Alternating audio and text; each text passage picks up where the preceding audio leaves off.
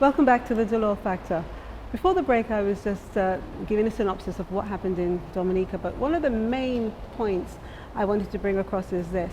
When people see not just me and my talk show, but a lot of television production shows, especially in the Caribbean, we do not work with large teams, like in the UK, I worked with a large team of producers, up to 15 of us sometimes, depending, to put our shows together. We are a small team and we do practically everything ourselves. And when it's time to go to sponsors to try and get the money in, the sponsors, they say, oh, the economy is bad. We can give you some of the money and some in products. So if, for example, the show costs $100, they want to give us $5 and give us 95% of it in trade or service. So for example, if it was a water sponsor, perhaps, they want to give us $5 and 95 bottles of water. Well, 95 bottles of water doesn't pay the bills. It doesn't pay the camera person, the producer, the director, the editor. And at that point when I spoke to you, I thought, you know what? We put this show together and I'm responsible for all these people's livelihood in terms of the money they bring in and of course for me to get money. And when I'm faced with sponsors who tell me that, and I'm thinking, but everyone watches the show. I will go to the UK, I will go to Trinidad, I will go to Jamaica, I will go to Dominica, I go to Barbados, and people say, oh Dina, I love the show, I watch the show. They're watching the show. So it annoys me that when I've got my team together who are so dedicated to what they do, and we run around trying to get the money together to say to the sponsor, come in with us, they will say, well, we'll give you bottles of water. I'm just using water as an example. And I'm thinking, why am I doing this? Am I doing this to please everybody else? Yes, okay, people like to watch the show, that's great. But you're watching the show, but the sponsors, they know that people are watching the show because they themselves watch the show and they tell me about the show. And I'm thinking, when I was at the BBC and I'd come here, or when I say, oh, I'm Dina Dolor, I'm based in the UK, or I'm doing a show in the UK, a lot of the same sponsors who won't sponsor the show in St. Lucia, they want to put their money overseas. And the fraction of the money that I'm asking them for to do the show here is maybe a 20th of what they would pay for if I'm going overseas.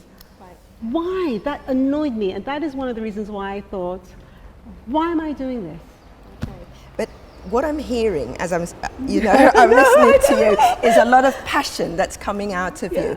And what interests me is you actually asked that question back then. And what I'd like to know is, what are the sorts of emotions and beliefs, some of the thoughts that went through your mind that took you from there until now? The people, the viewers. Right. People saying to me, we miss your show, we've seen some repeats, but we want some fresh ones. Right. And also, the angle of the shows. Everyone was saying, Dina, we're stuck.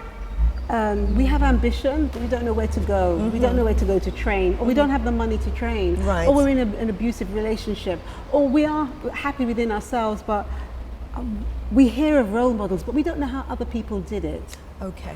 You know, Okay. so everyone they didn't want me to give up because they said that I was very influential in the way that they thought. And a lot of people, about 5 people came to me and said, Delia, there was a certain show when you looked at the camera and you said, if there's something that you really want to do, just do it. Don't wait for anybody. Right. And they did it. One of them, he took early retirement. Another one decided that she didn't want to work for anyone anymore. 2 of them didn't want to work for anyone anymore. They did their own thing.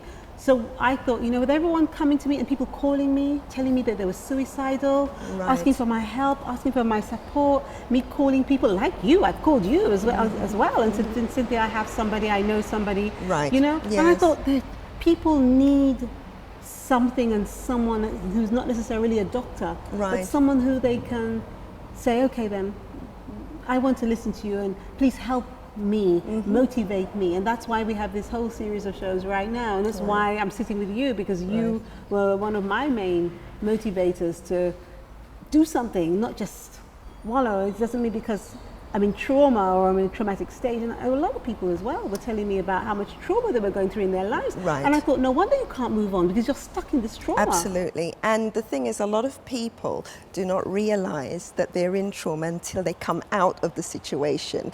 And there are a number of people that may not be qualified that will not be able to be aware of it. Now, when you talk about, what do you want in your life? A lot of people haven't taken time to think about it. And what the reality is that every decision that we make, we're creating our life. So what we should be doing is asking ourselves, are we satisfied or dissatisfied with the life that we're living? Yes, that's the question. Because we are creating it through our thoughts, through our belief systems, every single day, and our decisions.